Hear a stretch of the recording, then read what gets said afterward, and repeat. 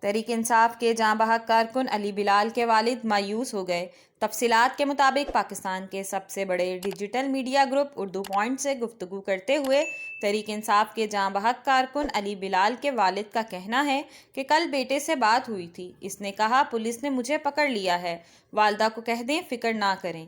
پھر اس کال کے صرف آدھے گھنٹے بعد ہی خبر آ گئی کہ بیٹا جاں بحق ہو گیا۔ عمران خان نے یقین دہانی کروائی ہے کہ وہ بھرپور معاونت کریں گے۔ تحریک انصاف کے کئی رہنما بھی گھر آئے تھے۔ میں کسی قسم کی مالی معاونت نہیں چاہتا، بیٹے کو انصاف ملنا ناممکن ہے۔ ملک کے جیسے حالات ہیں، ممکن ہی نہیں کہ ہمیں انصاف مل جائے۔ جبکہ اردو پوائنٹ سے گفتگو کرتے ہوئے علی بلال کی خاتون رشتہ دار نے بتایا کہ یہ بچہ کسی کو کچھ نہیں کہتا تھا، یہ ایک معصوم بچہ تھا جس کا ذہنی توازن بھی ٹھیک نہیں تھا۔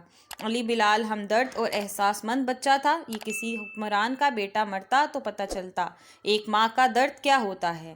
جب اسے مارا جا رہا تھا تب کسی نے آگے بڑھ کر اسے نہیں بچایا۔ دوسری جانب علی بلال کی پوسٹ مارٹم رپورٹ سامنے آ گئی۔ دنیا نیوز کے مطابق پوسٹ مارٹم رپورٹ میں علی بلال پر تشدد کی تصدیق ہو گئی۔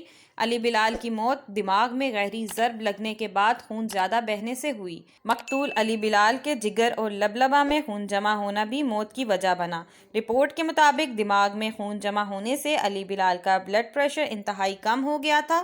ان کے جسم کے حساس اعضاء پر بھی تشدد کیا گیا۔ علی بلال کی کھوپڑی کا ایک حصہ بری طرح سے متاثر ہوا۔